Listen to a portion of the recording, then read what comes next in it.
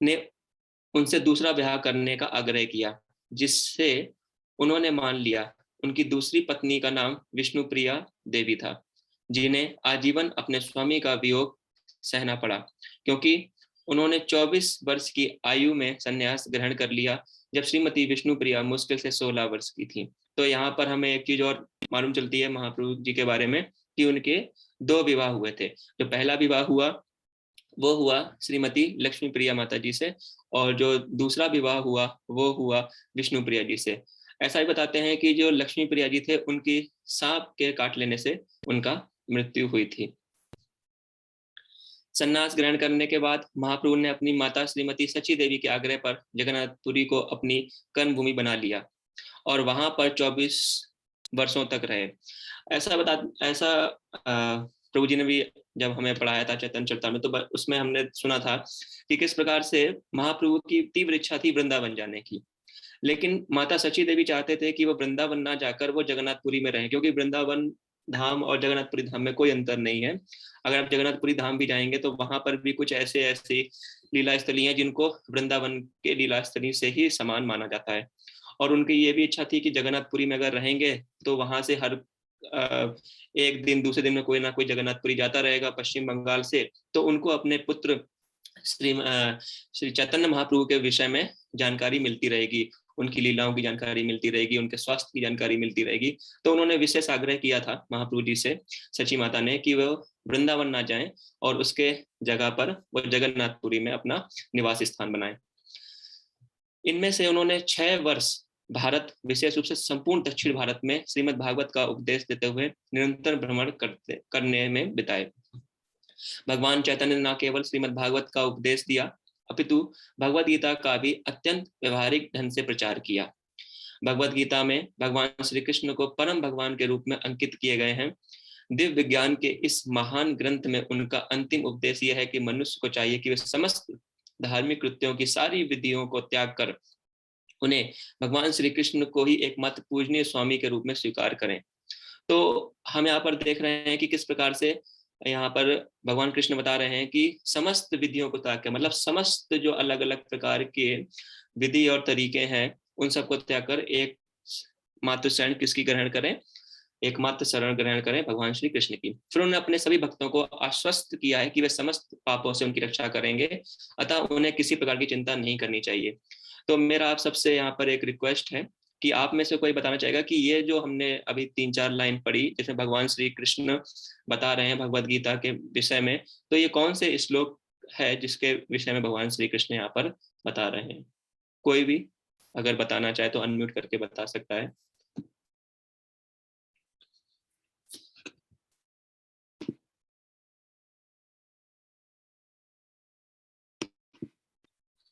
आप लोगों को ये श्लोक याद आ रहा होगा जिसमें भगवान कहते हैं कि सभी धर्मों को त्याग कर मेरी शरण में आ जाओ, मैं समस्त प्रकार से तुम्हारी रक्षा करूंगा। तो उसी श्लोक की यहाँ पे चर्चा हो रही है। वो श्लोक किसी को याद है? सर्वधर्मान् परित्यज्य मामेकं शरणं व्रज। प्रभु जी आपकी आवाज नहीं आ रही। हरे कृष्ण प्रभु जी, आवाज नहीं आ रही आपको? प्रभु जी अभी भी नहीं आ रही है। हरे कृष्ण प्रभु जी। हरे कृष्ण जी माता जी, आवाज नहीं आ रही मेरी? प्रभु जी आपकी आवाज साफ आ रही है प्रभु जी।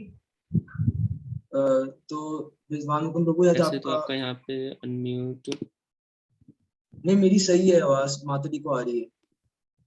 अभी मैसेज डालना पड़ेगा शायद। आपका अनम्यूट है प्रभु जी, पर आवाज नहीं आ रही हमारे पास। आप बाकी सबको तो आ रही है। आपने अगर कोई माइक वगैरह लगाया हो तो काइंडली उसको हटा दीजिए।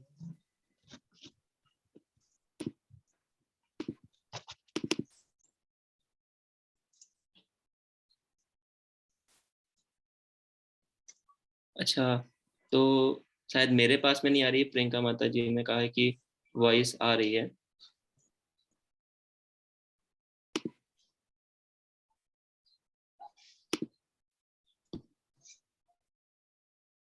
अच्छा, इधर पे एक सेकंड।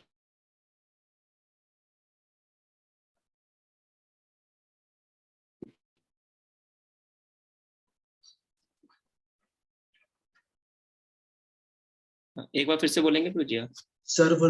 अब आ रही है प्रभु जी आपको बात? हाँ, मेरे पास में नहीं आ रही प्रभु जी, सॉरी प्रभु जी। कोई नहीं प्रभु जी, आप मैं समझ पा रहा हूँ आप जो आंसर देना चाह रहे हैं। हाँ, भगवत गीता का 18.66 बिल्कुल ठीक कहा आपने। सर्वधर्मान् परित्यज्य माम एकम शरणं व्रज अहम त्वां सर्व पापेभ्यो मोक्षयिष्यामि महाशुचा। तो यहाँ पे भगवान कह रहे हैं कि सभी प्रकार के धर्मों को त्याग कर मेरी शरण में आ जाओ, मैं समस्त प्रकार के पापों से तुम्हारा उद्धार कर दूंगा। और बाद में एक लाइन बहुत जो बोल रहे हैं वो बहुत ही भक्तों को और बाकी के लोगों को भी बहुत ज्यादा सेफ्टी प्रदान करती है, सुरक्षा प्रदान करती है, वो है डरो मत। तो हमें डर लगता है, कई बार ऐसा डर लगता है कि हम इनको छोड़ देंगे, इस धर्म को छोड़ देंगे, अपने इन क्रियाकलापों को छोड़ देंगे, या हम हमारे घर में देवी देवता हैं उनकी हम पूजा करना छोड़ देंगे तो हमें उनके द्वारा कष्ट मिलेगा, हम बहुत पहले से पूजा करते आ रहे हैं। तो भगवान लास्ट में आश्वासन दे रहे हैं कि डरो मत, मैं समस्त प्रकार से तुम्हारा उद्धार करूंगा और समस्त चिंताओं से तुम्हारी चिंताओं को हरण करूंगा।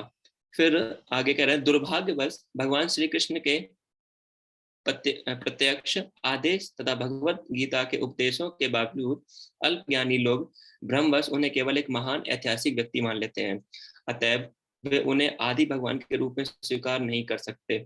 आप देखेंगे there are number of Bhagavad Gita versions available in the market.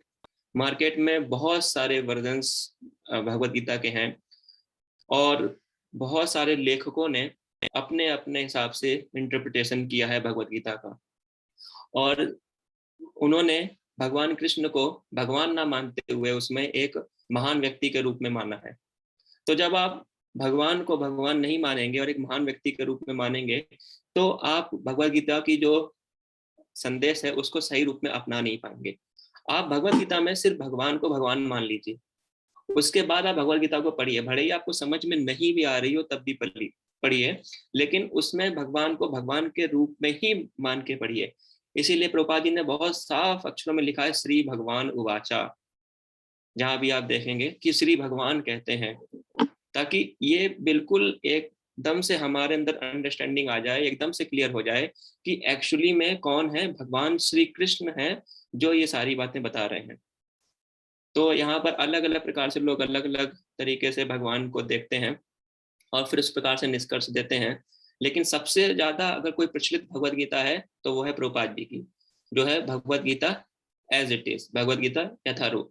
और कई लोगों ने भगवत गीता अपने हिसाब से लिखी है, Bhagavad Gita as I like, Bhagavad Gita you like, है ना, अलग अलग वर्जन्स क्रिएट किए, तो वो सब बेकार है। एक्चुअली भगवत गीता को सही मायने में एक भक्त ही प्रस्तुत कर सकता है, वो ही बता सकता है, एक भक्त ही भगवान के बारे में बता सकता है। इसलिए भगवत गीता हमें कौन सी पढ़नी चाहिए? यथारूप। अतएव वे उन्हें आदि भगवान के रूप में स्वीकार नहीं कर सकते। ऐसे अल्पज्ञ लोग अनेक अभक्तों द्वारा गुमराह किए जाते हैं, देखिए, है ना। तो ऐसे अल्पज्ञ लोग क्या हो रहे हैं, कई अनेक अभक्तों द्वारा गुमराह हो जाते हैं और फिर वो भगवत गीता के जो सार है उसको समझ ही नहीं पाते। इस प्रकार बड़े बड़े विद्वानों तक ने भगवत गीता के उपदेशों की गलत व्याख्याएं की हैं। भगवान श्री कृष्ण के अप्रकट होने के बाद उनके उद्धट विद्वानों ने भगवत गीता पर सैकड़ों टीकाएं की हैं और इनमें से प्रायः प्रत्येक टीका खुद से कुछ स्वार्थ प्रेरित है। तो वहां उन सबका अपना कुछ स्वार्थ है, कोई पॉपुलैरिटी चाहता है, कोई फेमस होना चाहता है, कोई किसी के अलग कुछ स्वार्थ हैं, लेकिन कोई भी ये नहीं बताना चाहता कि भगवत गीता एक्चुअली में क्या है। मतलब सिर्फ भक्त ही निस्वार्थ भाव से क्या करते हैं, भगवान के बारे में बताते हैं। भगवान श्री चैतन्य महाप्रभु साक्षात भगवान श्री कृष्ण है, किंतु इस बार वे जन सामान्य को तथा साथ ही धर्म विदों एवं दार्शनिकों को समस्त कारणों के कारण भगवान श्री कृष्ण की दिव्य स्थिति के विषय में उपदेश देने के लिए एक महान भगवत भक्त के रूप में प्रकट हुए। भगवान श्री चैतन्य महाप्रभु का आने का कारण क्या था? क्योंकि भगवान श्री कृष्ण चाहते थे कि जो राधा रानी है, जो गोपियां हैं, वो क्या प्रेम महसूस करती हैं, वो क्या विरह महसूस करती हैं। उस विरह को, उस प्रेम को भक्तों के जो आदान प्रदान है भक्तों के साथ, भगवान के साथ, उनको दिखाने के लिए क्या हुआ, भगवान स्वयं श्री चैतन्य महाप्रभु के रूप में आए।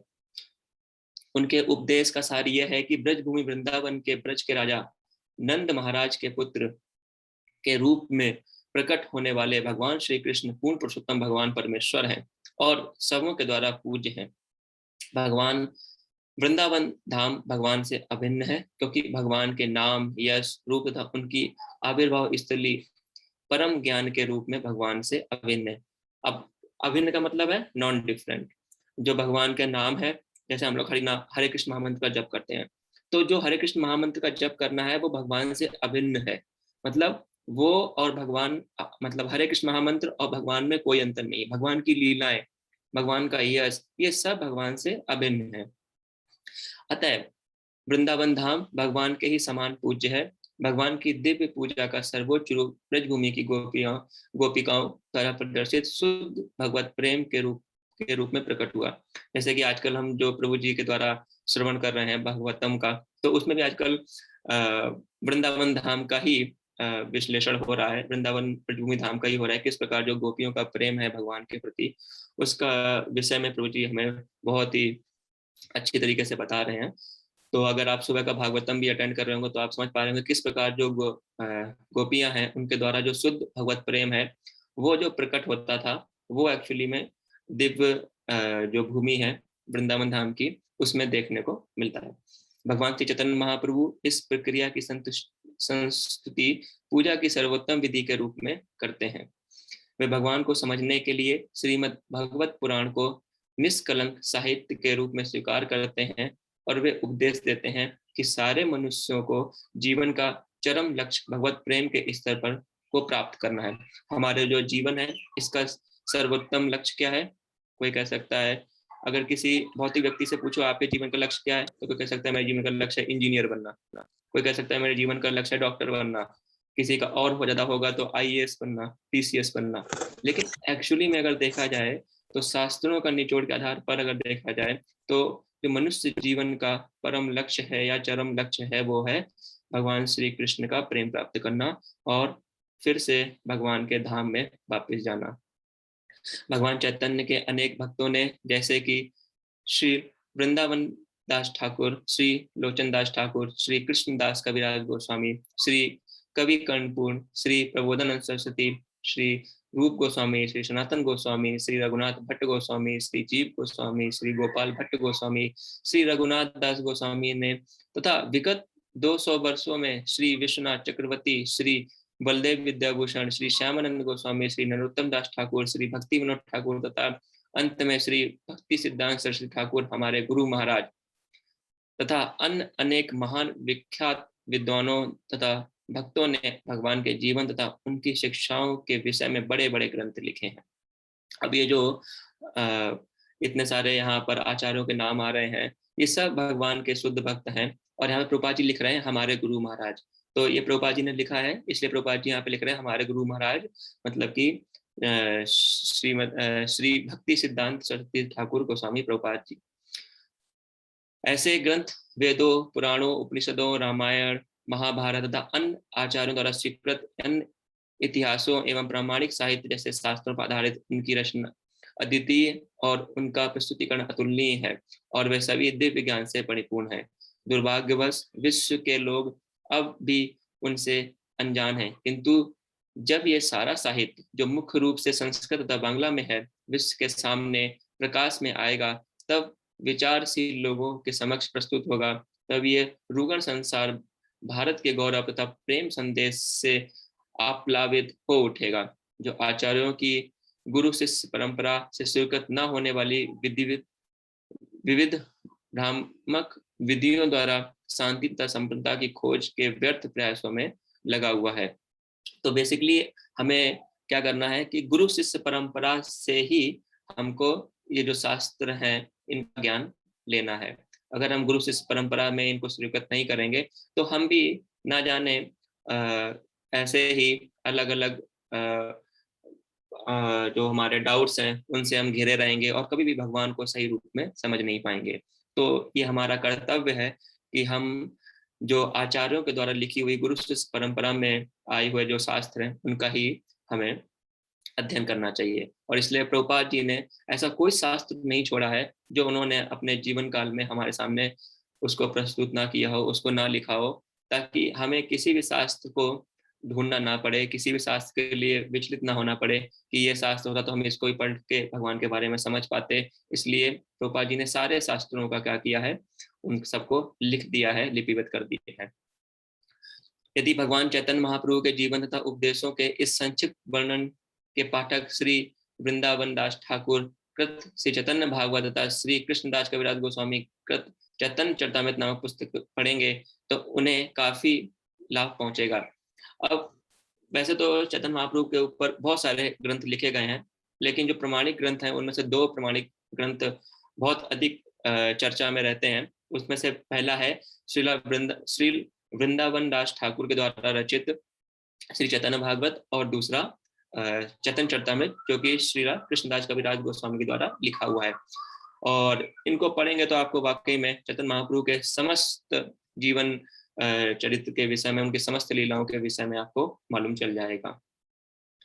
जहां तक भगवान चैतन्य के प्रारंभिक जीवन काल का संबंध है, उसका अत्यंत मनोहरी वर्णन श्री चैतन्य भागवत के रचयिता ने किया है, और जहां तक उनकी शिक्षाओं का संबंध है वह चैतन्य चरितामृत में भली भांति व्याख्यायित है। अब वे अंग्रेजी भाषा जनता के लिए हमारे द्वारा लिखित टीचिंग ऑफ लॉर्ड चैतन्य भगवान श्री चैतन्य महाप्रभु का शिक्षामृत के रूप में भी उपलब्ध है। इसलिए प्रभुपाद जी ने क्या किया था कि एक इंग्लिश में भी इसको लिख दिया था, और वो चैतन्य चरितामृत या चैतन्य भागवत जितना मोटा नहीं है, बहुत पतली सी पुस्तिका है, और उसमें चैतन्य महाप्रभु के विषय में जो भी मेन चीज है वो प्रभुपाद जी ने उसमें लिपिबद्ध कर दिया है, जिसका नाम है टीचिंग्स ऑफ लॉर्ड चैतन्य। हिंदी में कहें तो भगवान श्री चैतन्य महाप्रभु का शिक्षामृत। महाप्रभु के प्रारंभिक जीवन का अंकन उनके प्रमुख भक्त तथा समकालीन श्री मुरारी गुप्त द्वारा किया गया, जो उस समय एक चिकित्सा शास्त्री वैद्य थे। अब आपको बता दें, श्री मुरारी गुप्त और कोई नहीं, चैतन्य लीला में राम, जो भगवान श्री राम के टाइम पे वो हनुमान हुआ करते थे, और चैतन्य लीला में वो श्री मुरारी गुप्त के नाम में भगवान के पार्षद बन के आए। महाप्रभु का बाद का जीवन उनके निजी सचिव श्री दामोदर गोस्वामी और श्री स्वरूप दामोदर द्वारा अंकित किया गया है। अब जो श्री दामोदर गोस्वामी और श्री स्वरूप दामोदर गोस्वामी हैं, ये भी कोई और ना होकर श्री ललिता सखी और विशाखा सखी के अवतार हैं, जो पुरी में भगवान के निरंतर संगी बने रहे। इन दोनों भक्तों ने महाप्रभु के प्राय समस्त कार्यकलापों का लेखा जोखा रखा, और बाद में भगवान चैतन्य संबंधित उपयुक्त जितने भी ग्रंथ लिखे गए वे सब श्री दामोदर गोस्वामी तथा मुरारी गुप्त के कंचों या डायरियों के आधार पर तैयार किए गए। भगवान चैतन्य का प्राकट, तो अभी हमने ये तो जान लिया कि भगवान चैतन्य महाप्रभु का प्राकट कब हुआ था, 1407, और कब हुआ था, फाल्गुन पूर्णिमा पे। तो अब यहाँ से हम विस्तार में जानेंगे। इस प्रकार भगवान 1407 एकाद में फाल्गुन पूर्णिमा की संध्या बेला के समय अवतीर्ण हुए। भगवान शाम के समय में उनका अवतरण हुआ, और बताते हैं कि जब महाप्रभु का जन्म हुआ तो उस समय चंद्र ग्रहण पड़ा था, और जो चंद्र ग्रहण पड़ा वो भी भगवान की इच्छा से ही पड़ा, क्योंकि ये अभी आगे हम पढ़ेंगे। क्योंकि चंद्र ग्रहण या सूर्य ग्रहण पड़ता है तो ऐसी मान्यता है कि हिंदू या भारतवर्ष में क्या होता है कि जो सनातन धर्म के लोग हैं वो सब लोग भगवान के नित्य जापों का नित्य जाप करते हैं, या गंगा नदी में अन्यथा किसी पवित्र नदी में जाकर स्नान वगैरह करते हैं। तो ये भी भगवान की एक लीला थी कि किस तरह से जब चैतन्य महाप्रभु का जन्म हुआ तो उस समय क्या हुआ, चंद्र ग्रहण भी लगा। ग्रहण के समय हिंदू जनता द्वारा गंगा नदी में या किसी अन्य पवित्र नदी में स्नान करने और शुद्धि के लिए वैदिक मंत्रों का उच्चारण करने की प्रथा है। अतः जब भगवान चैतन्य का जन्म चंद्र ग्रहण के समय हुआ, उस समय सारा भारतवर्ष हरे कृष्ण कृष्ण कृष्ण हरे हरे, हरे राम राम राम हरे हरे की दिव्य ध्वनि से गूंज रहा था। भगवान ने 16 नाम अनेक पुराणों तथा उपनिषदों में उल्लेखित है, और इस युग के में तारक ब्रह्म नाम से वर्णित है। तो कली संतुलन में एक श्लोक आता है कि इति सोष्टकम नाम नाम कली कलमस्य नाशनम नाथ परतोपराय सर्व वेदेषु दृश्यते। कि इति सोष्टकम नाम नाम, ये जो 16 अक्षर का नाम है। जैसे आप ये हरे कृष्ण महामंत्र देख पा रहे होंगे अपनी इस स्क्रीन पे, तो ये भी 16 अक्षर के नाम है। इति सोष्टकम नाम नाम कली कलमश नाशनम, कलयुग में हमारे सारे कलमशों का ये नाश करेंगे। नाथ परतो उपाय, इसके अलावा और कोई उपाय नहीं है। सर्व वेदेषु दृश्यते, सभी वेदों का ये मत है। तो बेसिकली क्या है, जो कलयुग है, कलयुग में भगवान के पूजा करने की जो विधि है वो भगवान के दिव्य नामों का उच्चारण करने या भगवान के संकीर्तन करने में ही है। अलग अलग युगों में अलग अलग प्रकार की विधियां होती थी। जैसे सतयुग में ध्यान के द्वारा, उसके बाद त्रेता में यज्ञ के द्वारा, द्वापर में अर्च वगैरह की पूजा के द्वारा, और उसी प्रकार से जो कलयुग है उसमें भगवान श्री कृष्ण के जो ये 16 अक्षर का नाम है, हरे कृष्ण कृष्ण कृष्ण हरे हरे, हरे राम राम राम हरे हरे, के महामंत्र के उच्चारण करने का इसमें बताया गया है। शास्त्रों का अभिमत है कि यदि भगवान ने इन पवित्र नामों का निरपराध भाव से जप कीर्तन किया जाए तो इससे पतित जीवों का भव बंधन से उद्धार हो सकता है। अब यहाँ पे लिखा हुआ है कि निरपराध भाव से जप कीर्तन किया जाए, तो निरपराध भाव से जप कीर्तन करने का हम सब लोग सुबह सुबह 10 अपराध के रूप में, नाम अपराध के रूप में जब पढ़ते हैं, वही यहाँ पर चर्चा की जा रही है कि किस प्रकार से जब हम अपराध रहित होकर भगवान के नाम का जाप करेंगे तो किस प्रकार से वो तुरंत हमें भव बंधन से उद्धार करा सकता है। नहीं तो होगा क्या कि हम अपने समस्त जीवन में हो सकता है भगवान का नाम का जाप करते रहें और ये ना जान पाए कि एक्चुअली में अपराध कहाँ हो रहे हैं। तो वहां पे 10 प्रकार के अपराध बताए गए हैं और वो अब वैष्णव पदावली में भी है, सुबह प्रभु जी उनको पढ़वाते भी हैं, ताकि हम सब ये नाम जाप करने से पहले, हरे कृष्ण महामंत्र का जप करने से पहले ये जान जाएं कि जो अपराध हमसे हो सकते हैं उनसे हम कैसे बच के रहें। वो सब 10 नाम अपराध पढ़ सकते हैं, बुक में वैष्णव पदावली में दिए हुए हैं। भारत में तथा अन्यत्र भगवान के असंख्य नाम हैं और वे सभी समान रूप से उत्तम हैं। तो भगवान श्री कृष्ण के बहुत सारे नाम हैं, जैसे कि माधव, केशव और ऋषिकेश, हरि, विष्णु, राम, नरसिंह, वराह और मुकुंद आदि उनके नाम हैं। और ये सभी क्या है, उत्तम रूप से सभी एक समान है, उनमें कोई भी अंतर नहीं है, क्योंकि वे सभी पूर्ण पुरुषोत्तम भगवान के सूचक हैं। क्योंकि ये 16 नाम इस युग के लिए विशेष रूप से संस्तुत हैं, अतः लोगों को चाहिए कि वे इनका लाभ उठाएं और उन महान आचार्यों के पथ का अनुसरण करें। ये लाइन बहुत इंपॉर्टेंट है कि अतः लोगों को चाहिए कि वे इनका लाभ उठाएं और उन महान आचार्यों के पथ का अनुसरण करें। 2 शब्द हैं, एक है अनुसरण, एक है अनुकरण। अब यहाँ पर जो ध्यान देने वाली बात है वो ये है कि हमें अनुसरण करना है, अनुकरण नहीं करना। अनुसरण क्या होता है? अनुसरण करना होता है कि जो उन्होंने हमें बताया है, और अनुकरण करना होता है जो उन्होंने किया है।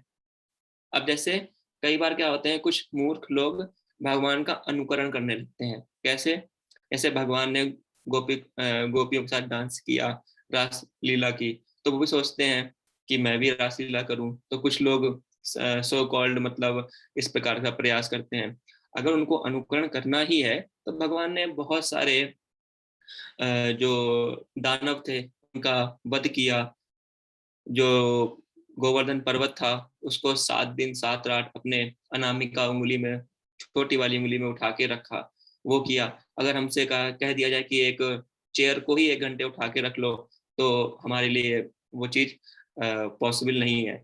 लेकिन जो भगवान के कुछ ऐसे जो लीलाएं हैं उनको वो सही से समझ नहीं पाए और उसका अनुकरण करना चाहते हैं। तो इसलिए अगर हमें भगवान का अनुसरण करना चाहिए, भगवान के नाम की अनुकरण करना चाहिए। उसी प्रकार से जो आचार्य हैं, आचार्यों का भी अनुसरण करना चाहिए। कई बार हम देखते हैं कि कुछ आचार्य जो थे वो बहुत ज्यादा त्याग से अपना जीवन को बिताया, बहुत ज्यादा। जैसे भक्ति सिद्धांत सरस्वती गोस्वामी प्रभुपाद महाराज, उन्होंने क्या किया कि वो बताते हैं कि जब ये जो 4 महीनों का जो वो आता है तो उसमें वो सिर्फ दिन में 1 बार ही भोजन ग्रहण करते थे। अब हमारे लिए तो ये प्रैक्टिकल नहीं है कि दिन में 1 बार ही भोजन करें।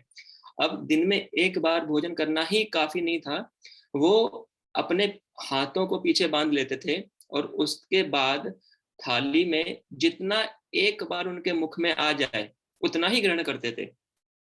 अगर हम से ये कहा जाए कि एक बार करना है तो शायद चलो एक बार कोशिश भी करें, हालांकि वो भी काफी दिन तक नहीं कर पाएंगे, पर उसमें भी जितना एक बार में आ जाए उतना ही ग्रहण करें, तो क्या ये पॉसिबल है? नहीं है।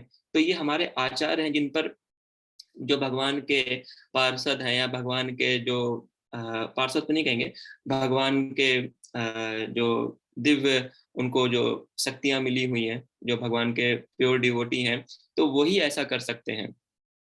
जो मंजरी हैं भगवान की, एक्चुअली मंजरी कहलाते हैं। जो मंजरी एक्चुअली में क्या होते हैं, जो गोपियां हैं, गोपियों को जो असिस्ट करते हैं वो एक्चुअली मंजरी होते हैं। तो ये जो आचार्य वर्ग है ये सब क्या है, ये मंजरी हैं, जो कि बहुत दिव्य आत्माएं हैं, जो बहुत प्योर डिवोटी हैं भगवान के, तो वो ही ऐसा कर सकते हैं। इसलिए हमें उन महान आचार्यों के पथ का अनुसरण करना चाहिए जिन्होंने प्रामाणिक शास्त्रों के नियमों का पालन करते हुए सफलता प्राप्त की है। अब हम पढ़ेंगे भगवान का जीवन काल। महाप्रभु का आविर्भाव तथा चंड ग्रहण का एक साथ घटित होना भगवान के विशिष्ट उद्देश्य का सूचक है। तो हमने इस पर पहले भी चर्चा करी है अभी थोड़ी देर पहले कि ये जो दोनों चीजें एक साथ घटित हुई, ये कोई बाई चांस नहीं हुई, इसके पीछे भी भगवान का एक उद्देश्य था। भक्तों के जीवन में कभी भी कोई चीज बाई चांस नहीं होती, हमेशा वो कृष्णा की इंटरवेंशन होती है, कृष्णा का वहां पर अपना हस्तक्षेप होता है, चाहे वो अच्छाई के लिए हो, चाहे भक्तों को ऐसा भी लगता है कि ये मेरी समझ में नहीं आ रहा कि ऐसा मेरे साथ क्यों हो रहा है, लेकिन वो कुछ भी बाई चांस नहीं होता।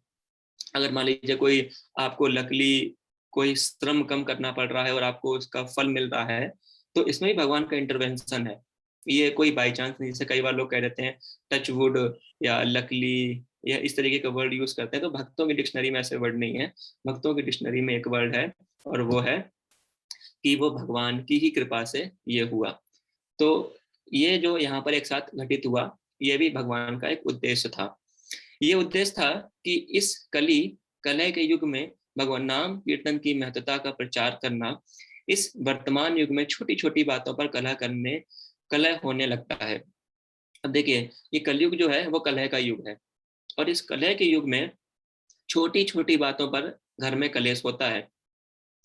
आप देखेंगे एक भाई अपने दूसरे भाई को कोर्ट में खींच रहा है, पिता से पुत्र अपनी जायदाद हड़पना चाह रहा है, भाई से भाई की जायदाद हड़पना चाह रहा है, बहू और सास में बात नहीं बनती है। तो अनेक प्रकार के ये कलह के युग हैं, और इसमें छोटी छोटी बातों पर मैं तो एक दिन ऐसे ही मेरे पड़ोस में जो ऑफिस में हमारे कलीग हैं वो बता रहे थे कि उत्तर प्रदेश में मात्र 200 रुपए के लिए एक व्यक्ति ने एक रिक्शा चालक का खून कर दिया। बताइए, सिर्फ 200 रुपए के लिए। तो ये कलह का युग है। यहाँ पर आप देखेंगे तो कदम कदम पे कलह हो रही है, कदम कदम पे यहाँ पर लोग ऐसी घृणित हरकतें कर रहे हैं। तो इस कलयुग में हम कैसे इसमें अपना उद्धार करवा सकते हैं, तो वही चीज यहाँ पर बताई जा रही है कि इस वर्तमान युग में छोटी छोटी बातों पर भी कलह होने लगता है। अतएव शास्त्रों ने इस युग के लिए अनुभूति के सर्वसामान्य मंच की स्तुति की है, जो है भगवान के पवित्र नामों का कीर्तन करना। ये जो कीर्तन करना है, कीर्तन भगवान के नाम का, ये बहुत जरूरी है। भगवान के जो पवित्र नाम है, हरे कृष्ण महामंत्र का जो कीर्तन करना है, ये बहुत जरूरी है, क्योंकि इससे मेंटल स्टेबिलिटी आती है।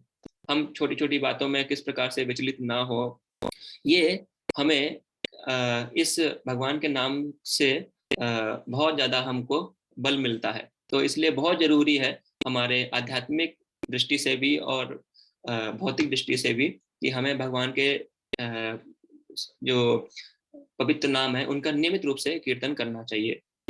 लोग अपनी अपनी भाषा में तथा मधुर गीतों के द्वारा भगवान की महिमा का गायन करने के लिए सभाएं कर सकते हैं, और यदि ऐसी सभाएं निरपराध भाव से की जाएं तो ये निश्चित है कि भाग लेने वाले सभी को किसी कठिन विधि का पालन किए बिना ही क्रमशः आध्यात्मिक प्राप्त होगी।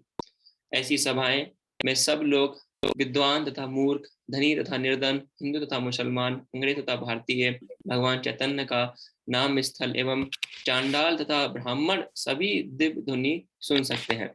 तो ये जो भगवान कृष्ण का जो पवित्र नाम है, ये कोई किसी विशेष वर्ग के लिए नहीं है, किसी विशेष धर्म के लिए या किसी विशेष योनि के लिए नहीं है, ये सभी के लिए है। और जो कोई इसमें अपने आप को संलग्न करता है, जो कोई भी इसमें अपने आप को लगाता है, तो उन सबको इसका असर देखने को मिलता है कि किस प्रकार से उनके अंदर जो कलमश हैं वो दूर होते हैं। भगवान के उद्देश्य की पूर्ति के लिए विश्व के समस्त लोगों को चाहिए कि वे पवित्र भगवान नाम को मनुष्य जाति के लिए सार्वभौमिक धर्म के सर्व सामान्य मंच के रूप में स्वीकार करें। मतलब इसको अपना सब कुछ मानकर इसको स्वीकार करें। और दूसरे शब्दों में भगवान चैतन्य महाप्रभु के अवतरण के साथ साथ पवित्र नाम का भी अवतरण हुआ। तो जब चैतन्य महाप्रभु आए तो महाप्रभु के साथ साथ में हरे कृष्ण महामंत्र भी हमारे सामने अवतरण हुआ। अभी महाप्रभु अपनी माता की गोद में ही थे कि जब जब उनके पास एकत्र महिलाएं पवित्र नाम का कीर्तन करती थीं और तालियां बजाती, तो वे अपना रोना बंद कर देते। जब आप चैतन्य भागवत पढ़ेंगे या चैतन्य चरितामृत पढ़ेंगे तो वहां आपको ये इसका विस्तृत फॉर्म में वर्णन देखने को मिलेगा कि जब महाप्रभु का जन्म हुआ तो किस प्रकार से जो वहां पर पड़ोस के या आसपास की जो महिलाएं थीं वो जब आती थीं तो भगवान बहुत रो रहे होते थे। तो उनको चुप कराने का बस एक ही साधन था कि जैसे ही वो लोग हरे कृष्ण महामंत्र का कीर्तन करते थे तो भगवान चैतन्य महाप्रभु अब क्या होते थे, एकदम से शांत हो जाते थे। इस विशिष्ट घटना को सारे पड़ोसी अत्यंत आश्चर्य तथा आदर के साथ देखते हैं। अब ये बहुत आश्चर्य की बात थी कि मतलब और कुछ भी वो कहते थे और किसी भी प्रकार से उनको चुप करना चाहते थे तो भगवान चुप नहीं होते थे, लेकिन जैसे ही वो कीर्तन करते थे तो भगवान चैतन्य महाप्रभु एकदम से हंसने लगते थे और बहुत शांत हो जाते थे। कभी कभी छोटी लड़कियां भगवान को रुलाने और फिर पवित्र नाम के जप द्वारा उन्हें चुप कराने में आनंद लेती थी। तो कई बार जो वहाँ के छोटे छोटे लड़कियां थी भगवान के घर में आसपास, वो सब क्या करती थी, वो सब भगवान को पहले रुलाती थी और फिर पवित्र नाम भगवान के हरि नाम का जाप करती थी और फिर भगवान चुप होते थे। तो इसमें उनको बड़ा ही मजा आता था। ये भी भगवान और भक्त के प्रति एक लीला का आदान प्रदान होता था और इसको दोनों ही वर्ग, चाहे वो भगवान के भक्त हो चाहे भगवान हो, दोनों ही इसमें बहुत आनंद लेते थे। इस तरह महाप्रभु अपने बालकाल से ही पवित्र नाम की महत्वता का उपदेश देने लगे। अब आपको कोई एग्जाम्पल ध्यान आ रहा है कि जो बचपन से ही भगवान की महत्वता के बारे में बताते हो, आपने शास्त्रों से कोई बताना चाहे तो ऐसा कोई एग्जाम्पल जिन्होंने बचपन से ही भगवान का प्रचार करना स्टार्ट कर दिया हो?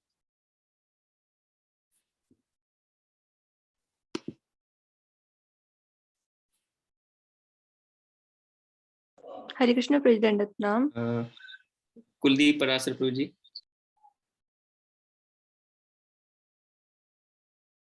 हरे कृष्णा प्रेसिडेंट प्रणाम। हरे कृष्णा प्रेसिडेंट प्रणाम। प्रभु जी आवाज आ रही है? हाँ जी, आवाज आ रही है मेरी? यस यस प्रभु जी। सॉरी प्रभु जी, एक्चुअली मैं प्रभु जी मैं सॉरी बोलना चाहता हूँ क्योंकि मेरा ही यहाँ पे वॉल्यूम कम था स्पीकर वाला, तो मुझे इसलिए आपकी आवाज नहीं आ रही थी। जी प्रभु जी। यस प्रभु जी प्लीज। प्रभु जी प्रहलाद महाराज। जी प्रभु जी बिल्कुल। तो हम देखते हैं कि किस प्रकार से प्रहलाद महाराज बचपन से ही भगवान के विषय में अपने जो साथी वर्ग थे उनको बताते थे। हालांकि वो सब दानव परिवार में उन्होंने जन्म लिया था और स्वयं प्रहलाद महाराज का जन्म भी एक दानव परिवार में हुआ था। हिरण्यकश्यपु के वो पुत्र के रूप में जन्म हुआ उनका, लेकिन उसके बावजूद भी वो बचपन से ही भगवान के विषय में सबको जानकारी देते थे। और प्रहलाद महाराज ने ये भी कहा कि 5 वर्ष की आयु से ही लोगों को भगवान की भक्ति में जुड़ जाना चाहिए। भगवान श्री चैतन्य बालकाल में निमाई कहलाते थे। यह नाम उनकी प्यारी माता सची माता द्वारा रखा गया था क्योंकि भगवान का जन्म उनके पिता के आंगन में उगे एक नीम के वृक्ष के नीचे हुआ था। अब यहाँ पर 2 विशेष कारण है जिसके आधार पर भगवान का नाम निमाई रखा गया। एक तो यहाँ पर बता दिया गया कि भगवान चैतन्य महाप्रभु का जन्म कहाँ हुआ। भगवान चैतन्य महाप्रभु का जन्म हुआ तो नीम से उनका नाम पड़ गया निमाय। अब निमाय एक्चुअली में क्या है, ये एक बहुत ही बिटर टाइप का वर्ड है, मतलब कड़वा है। तो जैसे हमने अभी चर्चा करी थी या हमने यहाँ पढ़ा था कि कई उनके जो संतानें थी उनकी मृत्यु हो गई थी। अभी कोई भी संतान उनकी जीवित नहीं रह पा रही थी, तो इसलिए क्या हुआ था कि उनकी माता ने ये निमाय शब्द को रखा, ताकि ये जो कड़वा शब्द है, ये जो जिसमें बिटरनेस है, उसकी वजह से उनके जो पुत्र है उसकी रक्षा होती रहे। तो इसलिए यहाँ पर ये 2 कारण हैं निमाय नाम के पीछे। अन्नप्राशन संस्कार, अन्नप्राशन संस्कार में क्या होता है कि जो छोटा बालक होता है वो जब महज 6 महीने का होता है तो उसको अन्न का खिलाया जाता है। अन्न से बनाई हुई कोई रेसिपी या अन्न से बना हुआ कोई भोजन व्यंजन उसको खिलाया जाता है। तो अलग अलग जगहों पर अलग अलग प्रकार से इसको संपन्न किया जाता है। कहीं पे खीर बनती है, कहीं पे हलवा बनता है, कहीं पे कुछ और भी बनाते होंगे। तो यहाँ पर हम पढ़ते हैं कि जब महाप्रभु को 6 मास की आयु में अन्नप्राशन संस्कार के समय अन्न खिलाया गया, तब उन्होंने अपनी भावी लीलाओं का संकेत कर दिया। इस अवसर पर शिशु की भावी प्रवृत्तियों का आभास पाने के उद्देश्य से बच्चे को सिक्के तथा पुस्तकें दी गई। अब देखिए कितना अद्भुत है, भगवान श्री कृष्ण जो सभी कारणों के कारण है, वो यहाँ पर कैसी बाल लीलाएं कर रहे हैं। मतलब एक जो सामान्य बालक की भांति उनका कार्यक्रम जो होते हैं, संस्कार होते हैं, वो किए जा रहे हैं। और भगवान भी यहाँ क्षुब्ध रूप में आए हैं, अपने आप को यहाँ पर नहीं बता रहे हैं कि वो किस पर्पस से आए, हालांकि वो बाद में उजागर कर देता है उनके पार्षदों के द्वारा। लेकिन जो यहाँ लीलाएं होती हैं वो बड़ी अद्भुत होती हैं, उससे बड़ा ही हर्ष मिलता है उनके भक्तों को जब वो भगवान की इन लीलाओं को देखते हैं। जैसे ब्रज में भगवान की जो लीलाएं हैं, जैसे हम भागवतम में पढ़ रहे हैं, तो भगवान की जो लीलाएं हैं, बाल्यकाल लीलाएं, पौगड़ लीलाएं, तो ये सब बहुत ज्यादा आनंद की अनुभूति प्रदान करती हैं भक्तों को। इसलिए भगवान इन लीलाओं को करते हैं अपने भक्तों की प्रसन्नता के लिए। महाप्रभु की एक ओर सिक्के रखे गए और दूसरी ओर श्रीमद् भागवत रखा गया। ऐसा हम देखते हैं कि जब अन्नप्राशन सेरेमनी होती है या अन्नप्राशन संस्कार होता है, तो वहां पर कई वस्तुएं रखी जाती हैं और फिर उसमें से ये देखा जाता है कि वो जो शिशु है, बच्चा है, वो किस वस्तु की तरफ बढ़ रहा है, और फिर उससे उसका फ्यूचर का मापदंड किया जाता है कि ये किस ओर जाना चाहेगा। जैसे वहां पर पैसे रखे जाएंगे, लक्ष्मी रखी जाएगी, भगवत गीता रखी जाएगी, कुछ सोना रखा जाएगा। कई लोग बैट बॉल भी रख देते हैं कि ऐसा ना हो वो कोई प्लेयर बनना चाहता हो। तो जिस ओर वो बढ़ता है, ऐसा मानते हैं कि वो आगे चलकर उस ओर उसका और ध्यान दिया जाए ताकि वो उस क्षेत्र में अपना नाम कमा सके। तो महाप्रभु की ओर एक ओर क्या रखे गए, एक ओर उनके सिक्के रखे गए, रुपए रखे गए, और दूसरी ओर क्या रखा गया, श्रीमद् भागवत रखी गई। महाप्रभु ने सिक्कों को ग्रहण न करके भागवत को ग्रहण किया। तो यहाँ से क्या ये भेद खुल गया कि अब भागवत का, श्रीमद् भागवत का और भगवद गीता का बहुत अच्छे से प्रचार होने वाला है। महाप्रभु की बाल लीलाएं। जब महाप्रभु बाल रूप में आंगन में घुटनों के बल चलना सीख रहे थे कि एक दिन उनके समक्ष एक नाग प्रकट हुआ और महाप्रभु उनसे खेलने लगे। अब देखिए कितनी अद्भुत लीला है कि भगवान चलना सीख रहे हैं, जो भगवान सबको चलाते हैं, जिनके आगे सब घुटने टेकते हैं, वो घुटनों के बल चल रहे हैं। तो अभी उस समय क्या हुआ कि जब वो घुटनों के बल चल रहे थे तो उनके समक्ष एक सांप आ गया, एक नाग आ गया और भगवान उनसे खेलने लगे। घर के सारे सदस्य भय तथा आश्चर्य से स्तब्ध हो गए, किंतु थोड़ी देर के बाद नाग चला गया और माता ने बालक को उठा लिया।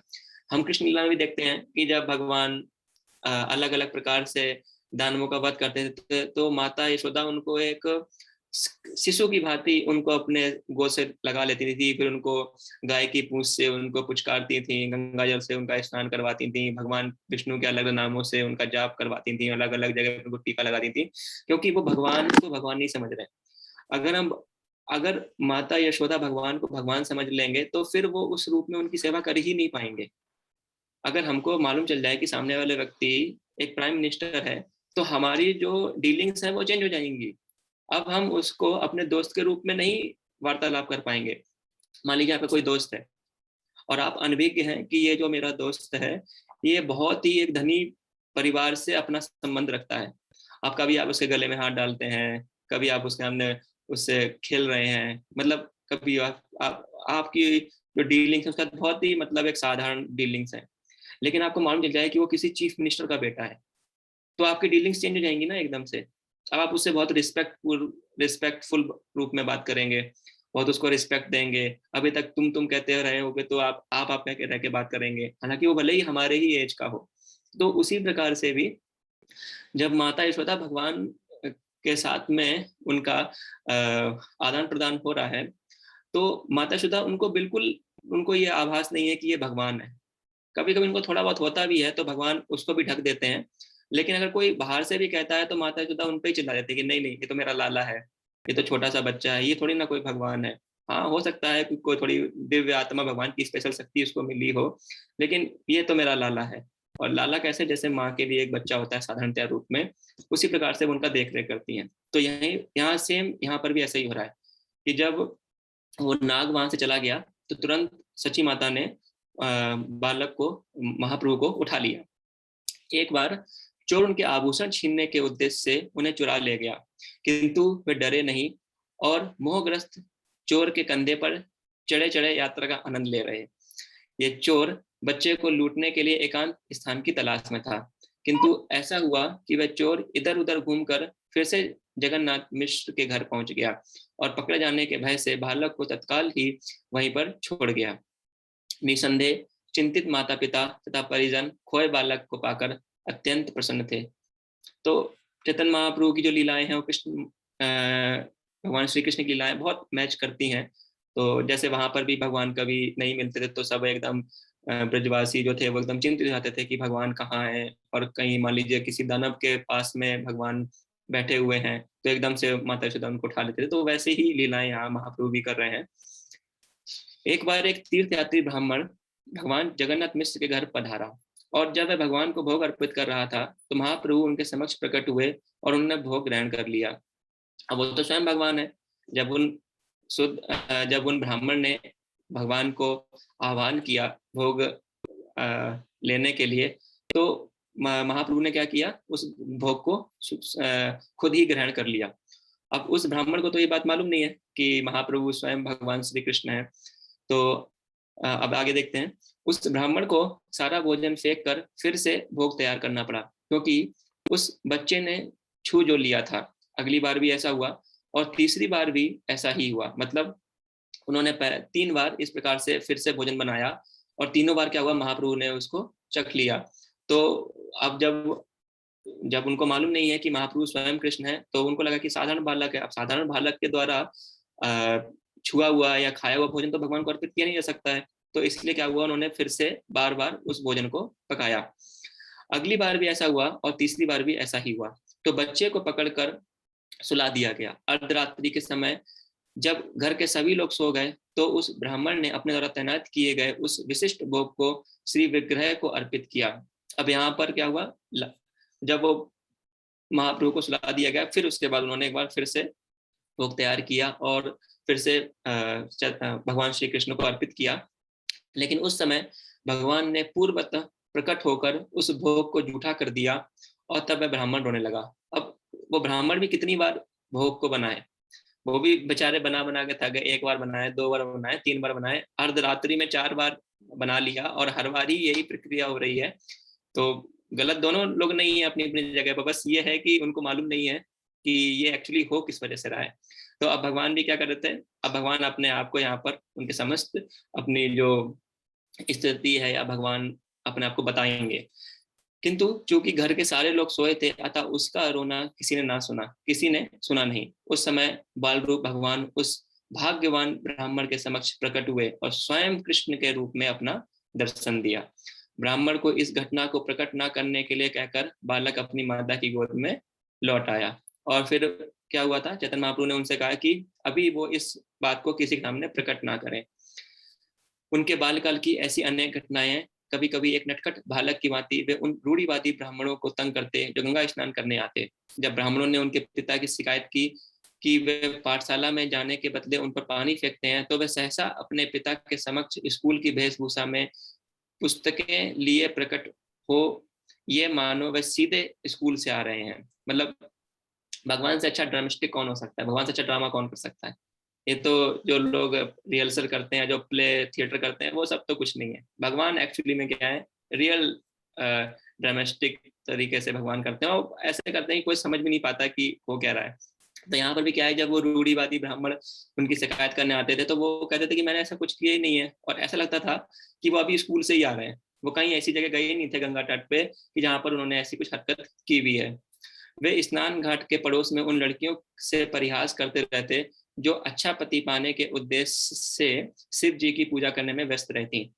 हिंदू परिवारों में कुमारियों में ये सामान्य प्रथा है कि जब वे ऐसी पूजा में व्यस्त रहती तो नटखट महाप्रभु उनके समक्ष प्रकट होकर कहते, मेरी प्रिय बहनों, तुम शिव जी की भेंट के लिए जो कुछ लाई हो वे मुझे दे दो। शिव जी मेरे भक्त हैं और पार्वती मेरी सेविका हैं। यदि तुम मेरी पूजा करोगी तो शिव जी तथा अन्य सारे देवता तुम पर और भी प्रसन्न होंगे। उनमें से कुछ कुमारिकाएं नटखट महाप्रभु की आज्ञा नहीं मानती तो वे उन्हें श्राप देते और कहते हैं कि तुम मेरी अवज्ञा के कारण ऐसे वृद्ध व्यक्ति से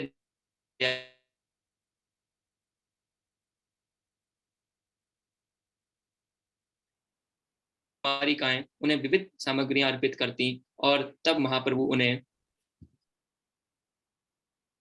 थोड़ा सा ऊपर करेंगे आशीष देते और आश्वस्त करते कि उन्हें सुंदर युवा पति प्राप्त होंगे और उन्हें दर्जन बच्चे होंगे। ऐसे आशीषों से कुमारियां प्रफुल्लित हो उठती, लेकिन प्रायः वे अपनी माताओं से ऐसी घटनाओं की शिकायत भी करती। तो भगवान अपने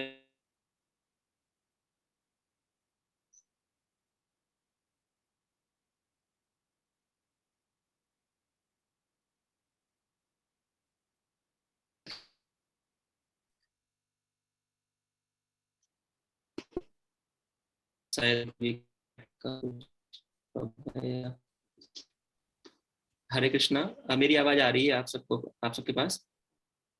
जी प्रभु जी आ रही है, थोड़ी अटक के आ रही है पर आ रही है।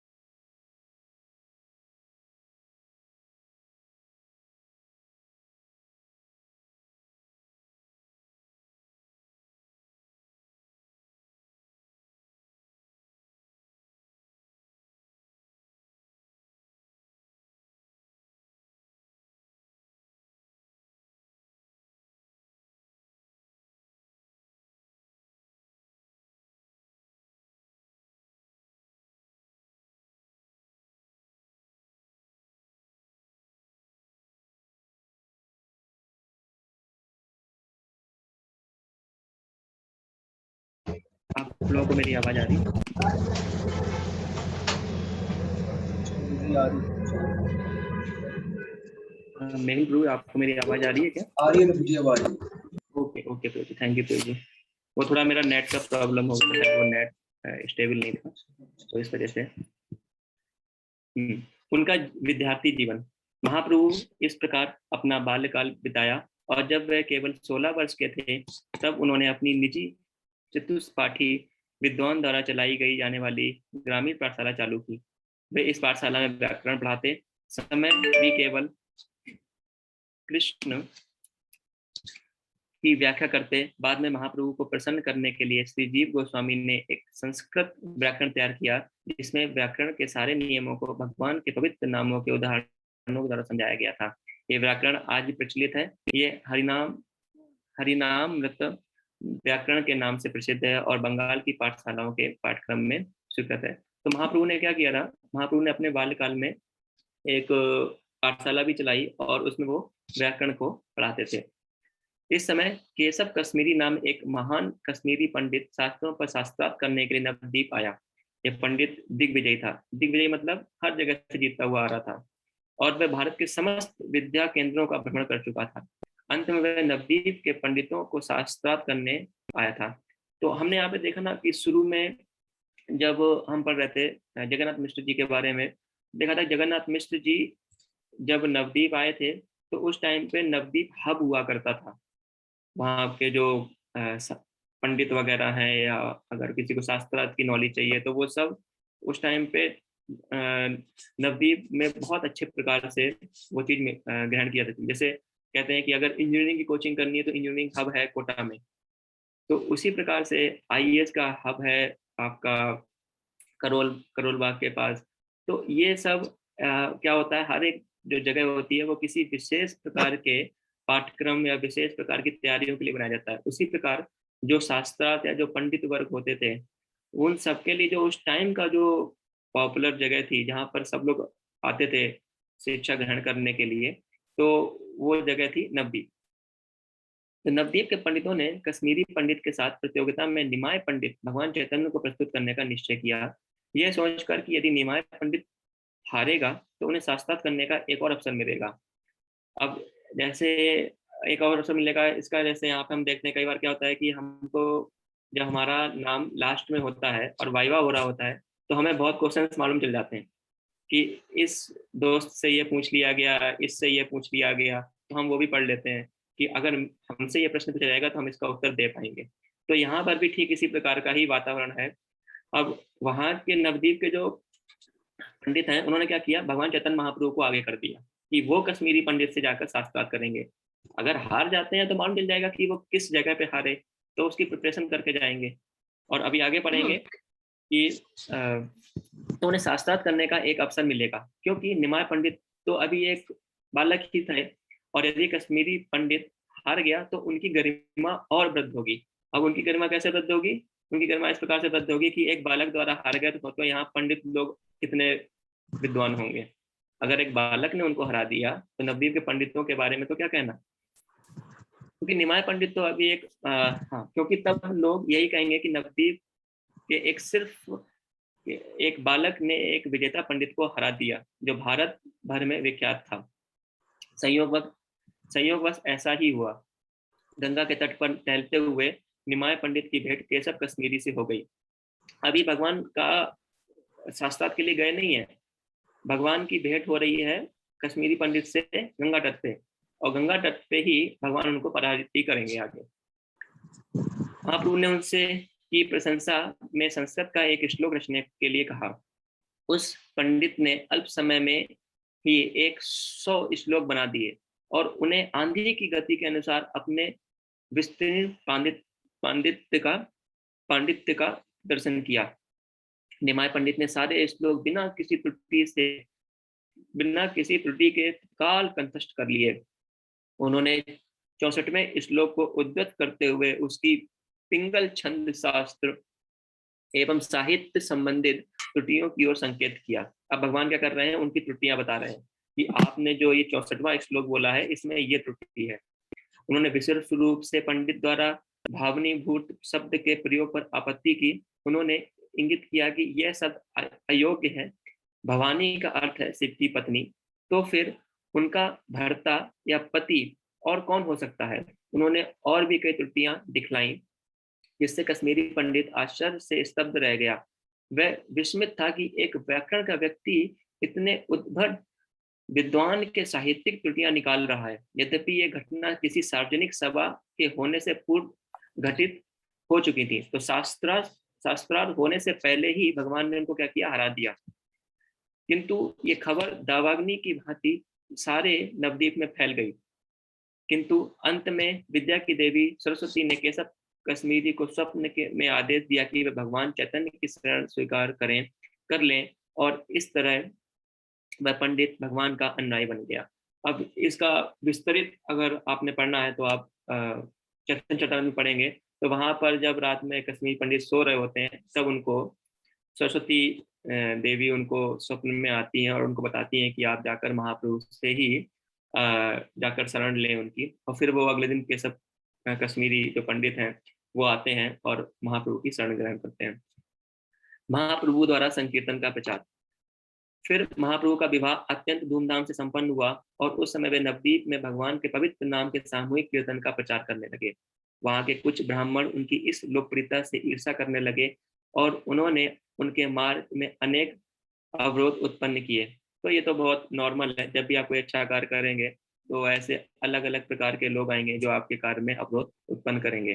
ठीक उसी प्रकार से यहाँ पर भी जब महाप्रभु अपने संकीर्तन का प्रचार कर रहे थे तो वहां पर भी अलग अलग प्रकार से अवरोध उत्पन्न किए जाने लगे। वे इतने ईर्ष्यालु हो थे कि अंत में वे इस मामले को नवद्वीप के मुसलमान काजी के समक्ष ले गए। अब काजी जो था वो वहां का उस समय क्या था, राज्यपाल कह लें या गवर्नर कह लें, वो था वहां। और ये बात पहुंचती है काजी के पास में। उस समय बंगाल पर पठानों का शासन था और उस प्रांत गवर्नर राज्यपाल नवाब हुसैन शाह था। मुसलमान काजी ने ब्राह्मणों के इस शिकायत रूपी गंभीरता से लिया और शुरू में उसने निमाय पंडित के अनुयायियों द्वारा हरिनाम का जोर जोर से कीर्तन करने की मनाही कर दी। लेकिन भगवान चैतन्य ने अपने अनुयायियों से कहा कि काजी के इस आदेश का उल्लंघन करें और वे पूर्ववर्त संकीर्तन मंडली चलाते रहें। तब जिलाधीश ने कुछ सिपाही भेजे जिन्होंने संकीर्तन में बाधा डाली और कुछ के मृदंग तोड़ डाले। जब निमाय पंडित ने यह घटना सुनी तो उन्होंने सविनय अवज्ञा के लिए एक दल तैयार किया। अब देखिए, जो सबसे पहला सविनय अवज्ञा आंदोलन किया गया वो किसके द्वारा किया गया? महाप्रभु के द्वारा। बाद में पढ़ते हैं कि जैसे अगर हिस्ट्री में पढ़ेंगे तो देखते हैं गांधी जी ने किया, लेकिन एक्चुअली में जो सबसे पहला सविनय अवज्ञा आंदोलन हुआ वो महाप्रभु के द्वारा हुआ। भारत में उचित कार्य के लिए सविनय अवज्ञा आंदोलन करने वाले वे अग्रणी व्यक्ति हैं। उन्होंने 1 लाख व्यक्तियों का जुलूस निकाला, हजारों मृदंग तक करताल लिए थे। ये जुलूस काजी द्वारा दिए आदेश के विरोध में नवद्वीप की सड़कों से होकर गुजरा। अंत में जब ये जुलूस काजी के घर पहुंचा तो जन समूह ने डर कर वह सीढ़ियों से ऊपर चढ़ गया। काजी के घर पर एकत्रित जनसमूह ने अत्यधिक उग्र रूप धारण कर लिया, लेकिन महाप्रभु ने शांति बनाए रखने के लिए कहा।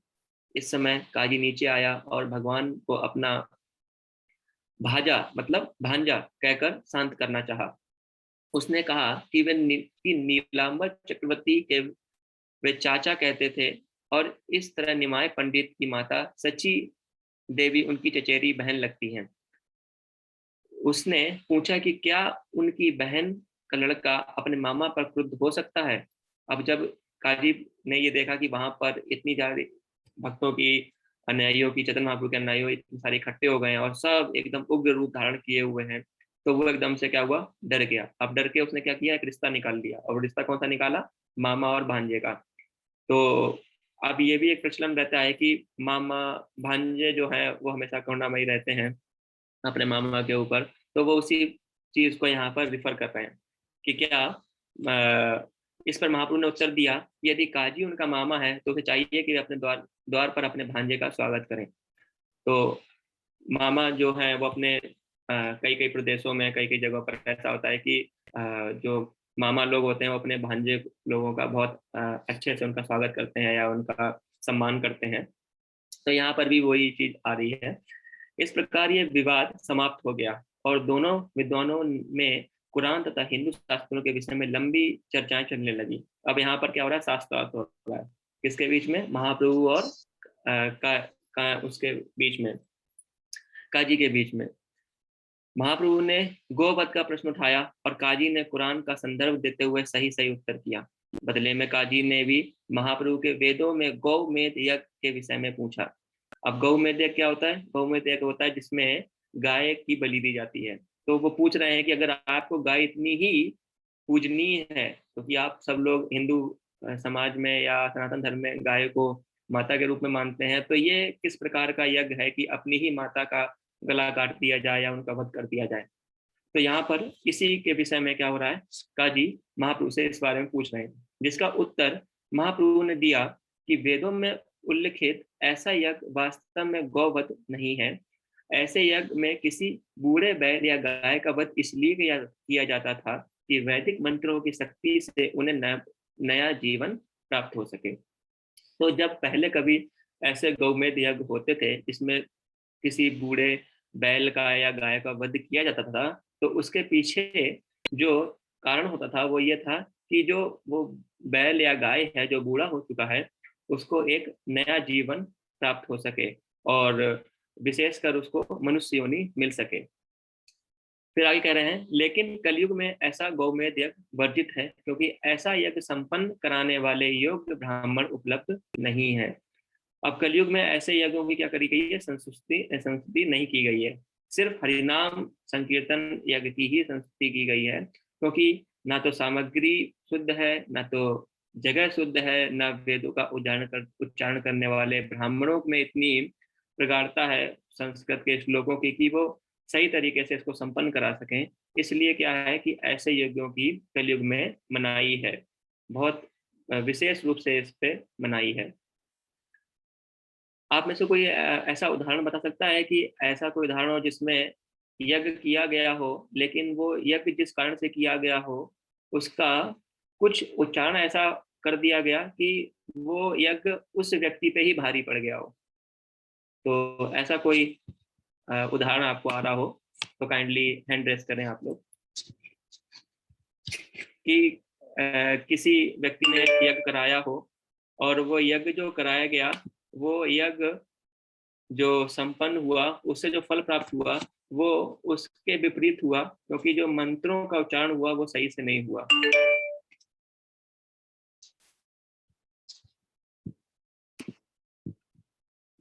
कुलदीप पराशर प्रभु जी, प्रभु जी। प्रणाम प्रणाम प्रभु जी। जी व्रतासुर। यस प्रभु जी, थैंक यू प्रभु जी। वृत्रासुर थोड़ा सा एक्सप्लेन करेंगे प्रभु जी कि किस प्रकार से यहाँ पर ये एग्जाम्पल फिट बैठता है? हरे कृष्ण जी, मुझे याद तो नहीं आ रहा प्रभु, लेकिन उसमें ऐसा कुछ क्या था कि वो इंद्र का वध करे, लेकिन कुछ ऐसा हो गया था, मुझे पूरा याद नहीं आ रहा। उसमें वृत्रासुर नामक जो उसमें दानव ने जन्म लिया, वो एक्चुअली में किसी और को मारने के लिए जन्म होना था, लेकिन वो फिर क्या हुआ कि जो इंद्र थे वो उन्हीं के ही पीछे वो पड़ गया। इस प्रकार से उसकी कहानी है। तो वहां पर भी क्या हुआ था कि जो ब्राह्मणों ने जो उच्चारण करना था, वो उच्चारण में कहाँ पर श्लोकों को उठाना है, कहाँ पे श्लोकों को दबाना है, वो सही से नहीं कर पाए थे, और जिसकी वजह से क्या हुआ था कि वो जो यज्ञ था उसका पूरा पर्पस ही बदल गया। तो उसी प्रकार से यहाँ पर भी जो बताया जा रहा है कि किस प्रकार से जो गौमेध यज्ञ है वो उसकी संस्तुति नहीं की जाती है, क्योंकि ऐसा यज्ञ संपन्न करने वाले योग्य ब्राह्मण उपलब्ध नहीं है। वस्तुतः कलयुग में भी ऐसे सभी यज्ञ वर्जित हैं, क्योंकि ये यज्ञ मूर्ख पुरुषों के व्यर्थ प्रयास मात्र है। कलयुग में समस्त व्यावहारिक उद्देश्यों के लिए एकमात्र संकीर्तन यज्ञ की संस्तुति की गई है। संकीर्तन ने कौन सा? हरे कृष्णा कृष्णा कृष्णा हरे हरे, हरे राम राम राम हरे हरे। तो कलयुग में इस हरिनाम संकीर्तन यज्ञ की संस्तुति की गई है। इस प्रकार बातें करते हुए महाप्रभु ने काजी को समझाया और वह महाप्रभु का अनुयायी बन गया। तत्पश्चात काजी ने घोषणा की कि महाप्रभु द्वारा प्रवर्तित संकीर्तन आंदोलन में कोई बाधक ना बने, और अपनी बात की पीढ़ी के लिए भी यह संदेश अपनी वसीयत में छोड़ता गया। आज भी इस काजी की कब्र नवद्वीप क्षेत्र में स्थित है और हिंदू यात्री वहां जाकर प्रणाम करते हैं। तो जब भी कभी आप नवद्वीप जाएंगे तो वहां देखेंगे कि काजी की वहां पर क्या है, कब्र बनी हुई है, और जो भक्तगण हैं वो लोग वहां जाते हैं, उनको प्रणाम करते हैं। क्यों? क्योंकि अब काजी और भगवान के बीच का जो रिश्ता है वो कोई सामान्य रिश्ता ना होकर एक मामा भांजे का रिश्ता है, और काजी ने भी स्वयं अपने आप को महाप्रभु का अनुयायी बनाया, और ये बात सभी अपने संगठन उसमें छोड़ी उसने कि कोई भी संकीर्तन यज्ञ में अवरोध उत्पन्न नहीं करेगा।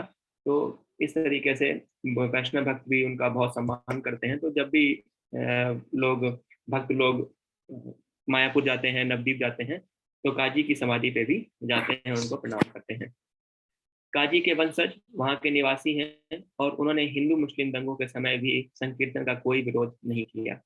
ये घटना स्पष्ट बताती है कि महाप्रभु तथाकथित भीरो वैष्णव ना थे। वैष्णव भगवान का एक निर्भीक भक्त होता है और सही उद्देश्य के लिए वह कोई भी उचित कदम उठा सकता है। तो वैष्णव लोग क्या करते हैं? वैष्णव लोग भगवान के प्रचार के लिए और भगवान की सेवा के लिए वो हर संभव कदम उठा सकते हैं। अर्जुन भी भगवान कृष्ण का वैष्णव भक्त था और उसने भगवान को संतुष्ट करने के लिए वीरता पूर्वक युद्ध किया। इस प्रकार बजरंग जी या हनुमान जी भगवान राम के भक्त थे। उन्होंने रावण के अभक्त दल को अच्छा पाठ पढ़ाया। वैष्णव धर्म का सिद्धांत है कि सभी प्रकार से भगवान को प्रसन्न करना। वैष्णव स्वभाव से अहिंसक शांत जीव होता है और उसमें ईश्वर के समस्त सद्गुण रहते हैं, किंतु जब कोई अभक्त भगवान या उनके भक्तों की निंदा करता है तो वैष्णव कभी भी ऐसी भ्रष्टता को सहन नहीं करता। तो ये भक्तों का एक विशेष गुण होता है। भक्तों का एक विशेष गुण क्या होता है? भक्तों का एक विशेष गुण ये होता है कि वो अपने ऊपर जो कष्ट मिलते हैं उनको बहुत सहन शक्ति के साथ में उसको सहन करता है। उसमें कोई भी प्रतिक्रिया नहीं देता, कोई भी ऐसा कदम नहीं उठाता जिससे किसी को कोई दिक्कत आए। लेकिन अगर कोई अभक्त या कोई व्यक्ति भगवान तथा उनके भक्तों की निंदा करता है, उनको कष्ट पहुंचाता है, तो भक्तों के लिए इससे कोई दुखकर और विषय नहीं होता और अब वो अपना तन मन धन चाहे किसी भी प्रकार से वो अपना प्रयास करते हैं उसको दूर करने के लिए और उसको सहन नहीं करते। इसलिए कभी भी जब भी भक्तों के प्रति ऐसा हो तो हमें भी इस चीज़ को ध्यान रखना चाहिए। हमारे ऊपर कोई टिप्पणी करे, कोई कुछ कहे तो हमें सहन कर लेना चाहिए, लेकिन कोई किसी व्यक्ति किसी भक्त की चुगली कर रहा है, किसी भक्त के बारे में बुरा कह रहा है, तो हमें उस टाइम पर तुरंत उसकी बात को खारिज करना चाहिए और वहाँ पे वैष्णव अपराध से ही बचना चाहिए और उसको निंदा नहीं करते देना चाहिए। महाप्रभु अपने प्रचार कार्य का विस्तार करते हैं। अब यहाँ पे महाप्रभु अपने प्रचार कार्य का और अधिक विस्तार करने जा रहे हैं। इस घटना के बाद महाप्रभु अपने भागवत धर्म या संकीर्तन आंदोलन का और तेजी से उपदेश तथा प्रचार करने लगे और जो भी युग धर्म में इस प्रचार में के विरुद्ध खड़ा हुआ उसे विविध प्रकार की प्रताड़नाओं द्वारा दंडित किया गया। थोड़ा समय यहाँ पे रुकूंगा। मैं प्रभु जी से मैं रिक्वेस्ट करूंगा, प्रभु जी टाइमिंग क्या क्या है, कब तक इसको जारी रखना है कथा को? जी 8:30 तक कर सकते हैं। जी प्रभु जी। हरे कृष्ण प्रभु जी 8:30 तक कर सकते हैं प्रभु जी। 8:30? हाँ प्रभु जी 8:30 के राउंड तक कर सकते हैं प्रभु जी, एक्सटेंड कर देते थे। ओके, उसके बाद फिर हम हाँ जी ठीक है प्रभु जी।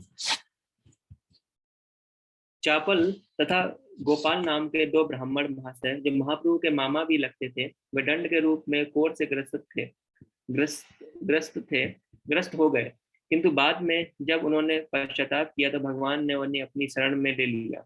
अपने उपदेश कार्य के दौरान वे नित्य ही द्वार द्वार जाकर श्रीमद् भागवत का उपदेश करने के लिए अपने अनुयायियों को भेजते थे, जिनमें उनकी मंडली के दो प्रमुख व्यक्ति श्री नित्यानंद प्रभु और श्री हरिदास ठाकुर भी सम्मिलित होते थे। अब यहाँ पर नित्यानंद प्रभु और हरिदास ठाकुर जी के बारे में चर्चा आ रही है। तो वैसे तो आप सबको मालूम ही होगा, अभी एक बार हम थोड़ा इसको डिस्कस कर लेते हैं कि आप में से अगर कोई बताना चाहे कि नित्यानंद प्रभु किनके अवतार हैं इस चैतन्य लीला में और कृष्ण लीला में वो कौन है, तो कृपया वो हाथ उठा लें। और हरिदास ठाकुर जी भी कौन है और यहाँ पर चैतन्य लीला में वो किसके अवतार हैं, दोनों के ही बारे में एक साथ पूछ लेते हैं ताकि ये हमको आइडिया भी रहे कि ये चैतन्य लीला में जो नित्यानंद प्रभु हैं और जो हरिदास जी हैं वो एक्चुअली में कृष्ण लीला में कौन है। तो आप सबसे रिक्वेस्ट है कि अगर जिसको मालूम है तो काइंडली हाथ उठा लें एक बार। निशा माता जी। जी माता जी। हरे कृष्ण प्रभु जी, दंडवत प्रणाम। हरे कृष्णा माता जी, दंडवत प्रणाम। हरे कृष्ण प्रभु जी, दंडवत प्रणाम। प्रभु जी, नित्यानंद प्रभु प्रभु जी कृष्ण लीला में भगवान बलराम जी के अवतार थे प्रभु जी। जी माता जी, थैंक यू माता जी। और प्रभु जी श्री अद्वैत आचार्य जी जो है प्रभु जी, वो सदा शिव के अवतार है प्रभु जी। अच्छा, सिर्फ सदा शिव जी? विष्णु विष्णु विष्णु और सदाशिव प्रभु जी दोनों के हाँ, संयुक्त महाविष्णु और सदाशिव के जी प्रभु संयुक्त अवतार हैं। और यहाँ पर हरिदास ठाकुर जी की चर्चा आ रही है, तो हरिदास ठाकुर जी कौन है? जी, ब्रह्मा जी है प्रभु जी। जी माता जी, थैंक यू माता जी। हरे तो कृष्ण माता जी ने हमको प्रभु। एक एडिशनल यहाँ पे और नॉलेज दिया है कि जो अद्वैत आचार्य हैं वो कौन है? वो महाविष्णु और सदाशिव के अवतार हैं। और जो नित्यानंद महाप्रभु हैं वो कोई और नहीं, स्वयं बलराम जी ही हैं। और जो हरिदास ठाकुर जी हैं वो कौन है? वो ब्रह्मा जी हैं। सारा नवद्वीप उनके संकीर्तन आंदोलन से अनुप्राणित था और उनका मुख्य कार्यालय उनके दो प्रमुख गृहस्थ भक्तों श्रीवास ठाकुर और श्री अद्वैत प्रभु के घर में स्थित था। तो माता जी ने हमको बता दिया कि श्री अद्वैत प्रभु कौन है? वो है महाविष्णु और सदाशिव के संयुक्त रूप, जैसे चैतन्य महाप्रभु है उसी प्रकार से चैतन्य महाप्रभु जो है वो भगवान श्री कृष्ण और राधा रानी जी के संयुक्त अवतार हैं। उसी प्रकार से जो अद्वैत आचार्य हैं वो महाविष्णु और सदाशिव जी के। तो एक नाम यहाँ पर और आ रहा है, वो है श्रीवास ठाकुर। तो किसी को अगर मालूम हो श्रीवास ठाकुर जी कौन है तो वह काइंडली अपना हैंड रेस करें।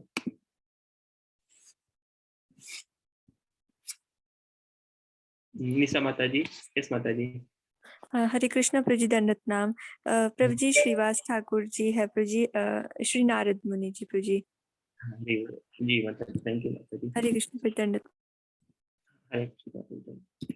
तो जो श्रीवास ठाकुर जी है वो कौन है? वो कोई और नहीं, स्वयं नारद मुनि है जी। तो अब आगे देखते हैं। ये दोनों ब्राह्मण जाति के विद्वान मुखिया थे जो भगवान श्री चैतन्य के आंदोलन के प्रबल समर्थक थे। श्री अद्वैत प्रभु भगवान के अवतरण के लिए मुख्य रूप से जिम्मेदार थे।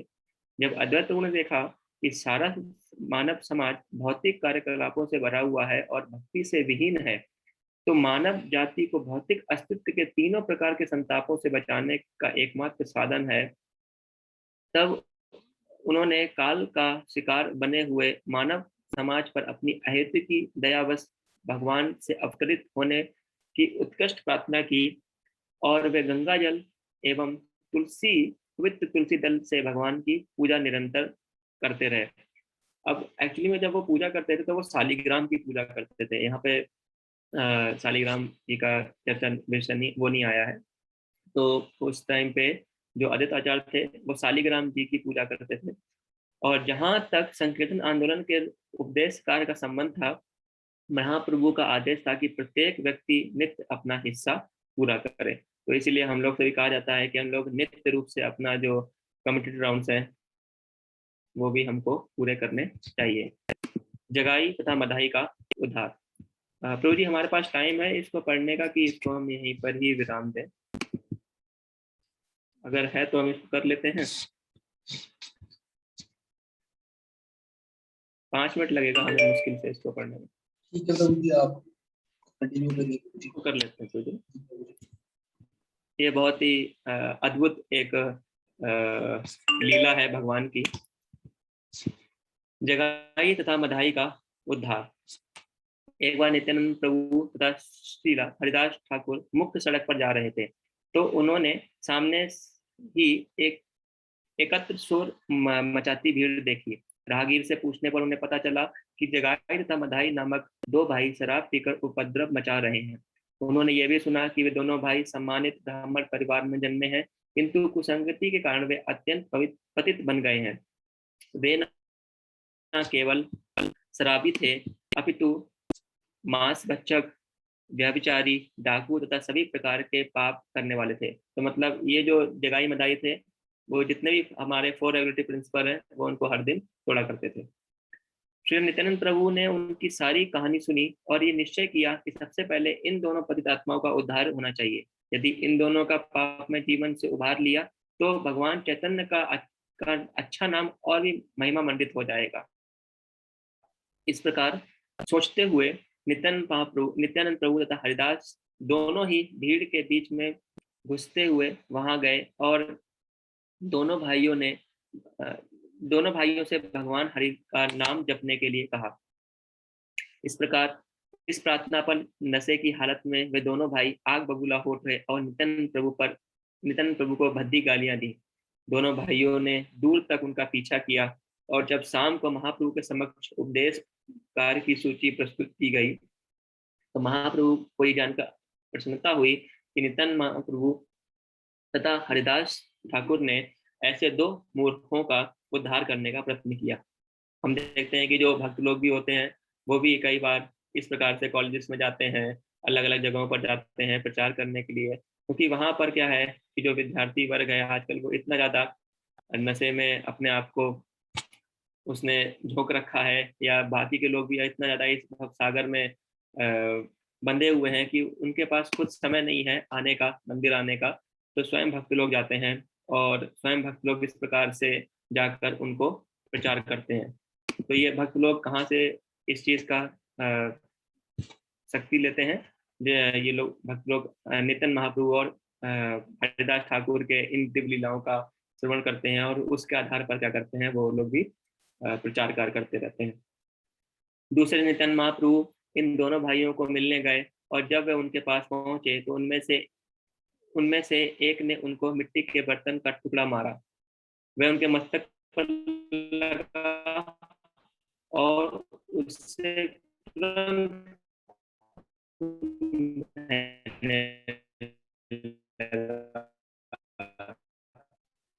लेकिन नित्यानंद प्रभु इतने दयालु थे, चलो कोई बात नहीं कि मैं तुमसे प्रार्थना करता हूँ कि तुम भगवान हरि के नाम का उच्चारण करो। अब नित्यानंद महाप्रभु इतने ज्यादा कृपालु हैं, दयालु हैं कि उनके ऊपर प्रहार होने के बावजूद भी वो क्या कह रहे हैं कि कोई बात नहीं, अगर आपने मेरे ऊपर पत्थर भी मार दिया या वो भी मुझे चोटिल भी कर दिया तब भी मुझे कोई दिक्कत नहीं है, बस इसके बदले मैं ही चाहता हूँ कि आप क्या करो, आप भगवान के हरि का नाम का जाप करो। उन भाइयों में से एक ने जगाई नित्यानंद महाप्रभु के इस आचरण को देखकर विस्मित हुआ और उसने तुरंत उनके पैरों पर गिरकर अपने पापी भाई को क्षमा करने की विनती करने लगा। जब मधाई ने पुनः नित्यानंद प्रभु पर प्रहार करना चाहा तो जगाई ने उसे रोका और उनके चरणों पर गिरने के लिए उनसे विनती की। इस बीच नित्यानंद महाप्रभु को चोट लगने की जानकारी महाप्रभु तक पहुंच गई। अब ये जो नित्यानंद महाप्रभु को चोट जो उनके सर पे लगी उसकी जानकारी कहाँ पहुंच गई? श्री चैतन्य महाप्रभु के पास पहुंच गई। और जैसे ही ये जानकारी वहां पहुंचती है देखते क्या होता है, और वे तुरंत ही अत्यंत कुपित होकर उस स्थान पर आ पहुंचे। भगवान ने तुरंत ही उन पापियों का वध करने के लिए अपने सुदर्शन चक्र का आह्वान किया, लेकिन नित्यानंद महाप्रभु ने उन्हें उनके उद्देश्य की याद दिलाई। अब उनका उद्देश्य क्या था? उनका उद्देश्य था हरिनाम संकीर्तन का प्रचार प्रसार करना। उनका उद्देश्य ये नहीं था कि किसी प्रकार से शस्त्रों को उठाना और इस चीज का नित्यानंद महाप्रभु उनको फिर से विनम्र निवेदन करते हैं कि चैतन्य महाप्रभु इस प्रकार से शस्त्रों को ना उठाएं। भगवान का उद्देश्य कलयुग में आशाहीन पंथों का उद्धार करना तथा जगाई तथा मधाई दोनों भाई ऐसे पतित के विलक्षण उदाहरण थे। इस युग की 90% जनता उच्च कुल में जन्म लेने तथा सांसारिक सम्मान प्राप्त करने के बावजूद भी इन दोनों भाइयों के समान है। तो यहाँ पर प्रभुपाद जी बताते हैं कि 90% जो जनता है वो जो अच्छे कुल में जन्म लेती है वो सब किस प्रकार के आचरण करते हैं, वो सब इन पतित जगाई तथा मधाई के रूप में अपने आचरण को रखते हैं। बहुत कम ही ऐसे लोग हैं जिनका जन्म अच्छे कुल में हुआ है और वो अच्छे विधि विधान से भगवान की पूजा अर्चना कर रहे हो या भगवान की सेवा कर रहे हो या शास्त्रों का पठन पाठन कर रहे हो। प्रामाणिक शास्त्रों का निर्णय है कि इस युग की सारी जनता नियमतम शूद्र गुणों वाली या इससे भी नीच होगी। तो जैसे कि बताया गया शास्त्र में कि कलो शूद्र संवाहा, कि कलयुग में सब लोग क्या होंगे, प्रायः शूद्र कहे जाएंगे। हम लोग सो कॉल्ड हो सकता है कि कोई कह दे कि मैं ठाकुर कुल में जन्म लिया है तो मैं क्षत्रिय हूँ, मैंने पंडित या ब्राह्मण कुल में जन्म लिया है तो मैं पंडित हूँ, लेकिन शास्त्र बताते हैं कि जो कलयुग में जो भी व्यक्ति जन्म लेंगे, चाहे वो किसी भी कुल में लें, किसी भी वर्ग में लें, वो सब शूद्र हैं। अपने कर्मों के आधार पर उनका फिर आगे बाइफर्केशन होगा।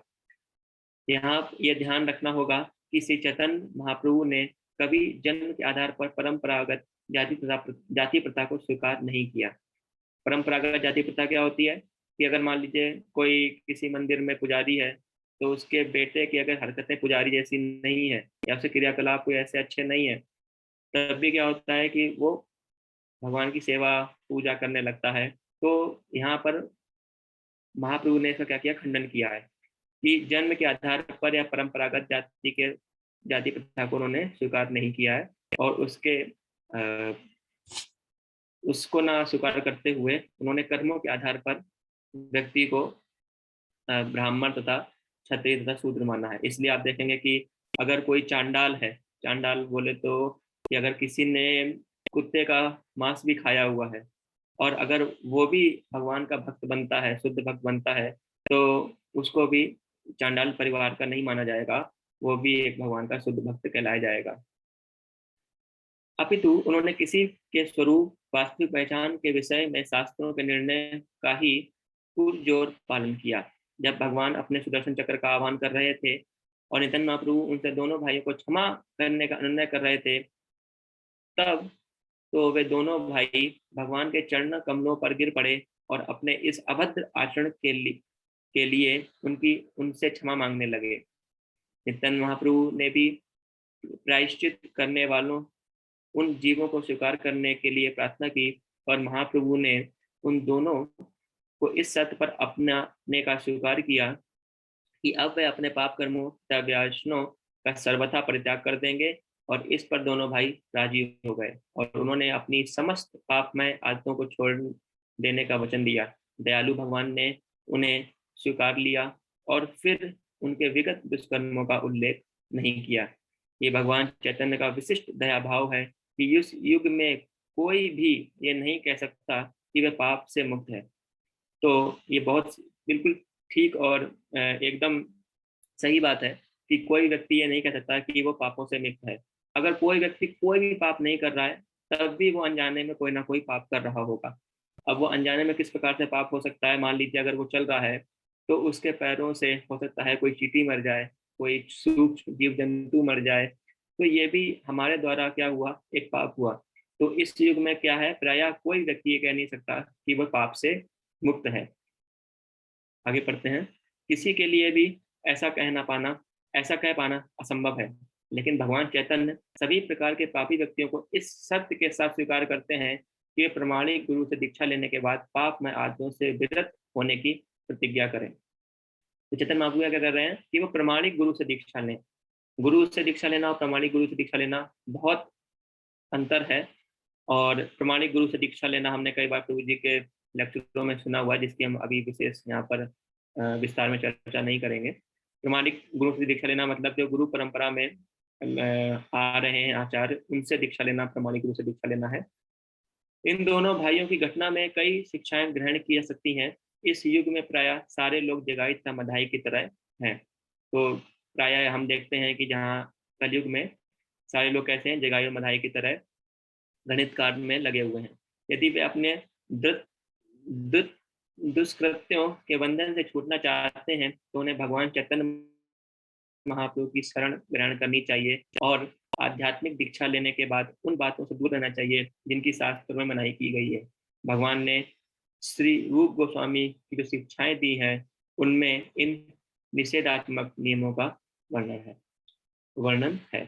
तो हमने यहाँ पर अलग अलग विषय में, भगवान के विषय में यहाँ पर चर्चा करने का प्रयास किया कि किस प्रकार से भगवान का जन्म हुआ, किस प्रकार से भगवान ने अपनी लीलाएं करी, किस प्रकार से भगवान ने शास्त्रार्थ किया केशव कश्मीरी पंडित से, फिर उसके बाद में किस प्रकार से भगवान ने पहला सविनय अवज्ञा आंदोलन को जन्म दिया या उसको शुरू किया कि लाखों की संख्या में भगवान चैतन्य महाप्रभु के अनुयायी भक्त लोग काजी के घर पे पहुंचे। तो हमने यहाँ पर अलग अलग भगवान के जीवन चरित्र के विषय में जानने का प्रयास किया। तो अभी समय ठीक हो रहा है, तो इस कथा को हम यहीं पर ही विराम देंगे। आप सभी भक्तों का बहुत बहुत धन्यवाद और thank you so much. Hare Krishna. To all the devotees. Hare Krishna. Hare Krishna, Prabhuji, Prabhuji, thank you very much, Prabhuji, for the beautiful katha. Hare Krishna, Prabhuji, Dandavat Pranam. हरे कृष्ण प्रभु जी प्रणाम। बहुत बहुत धन्यवाद प्रभु जी, आपने इतने बिजी शेड्यूल से टाइम निकाल के लिए हमारे लिए इतना सुंदर लेक्चर प्रस्तुत किया। और ऐसे सुंदर लेक्चर के बाद 1-2 घंटे कब बीत जाते पता नहीं चलता। वो तो हमारे पास समय का अभाव के कारण हमें यहाँ पर रुकना पड़ रहा है, वरना इतनी अच्छी कथा चल रही थी। मैं सभी श्रोताओं का भी धन्यवाद देना चाहता हूँ कि इतने ध्यानपूर्वक पूरे लेक्चर के दौरान बने रहे। और जैसे कली काल में बलजीत जो है बहुत अधिक समय तक भागवत कथा में रुचि नहीं दिखाता, पर ये जो मैं देख रहा हूँ श्रोता है अभी तक 40 डिवोटीज थे और वो स्टार्टिंग से बने रहे, तो उन्हीं का भी बहुत बहुत धन्यवाद ध्यानपूर्वक श्रवण करने के लिए। थैंक यू प्रभु जी, thank you so much.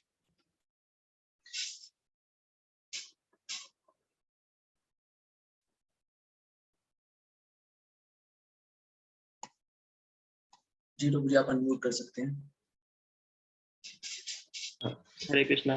Thank you Mantu ji, आपके सहयोग के लिए कि आपने पूरे लेक्चर में जिस प्रकार से स्क्रीन पर कथा को दर्शाया, उसके लिए आपका बहुत बहुत धन्यवाद और सभी भक्तों का भी बहुत बहुत धन्यवाद। हरे कृष्ण।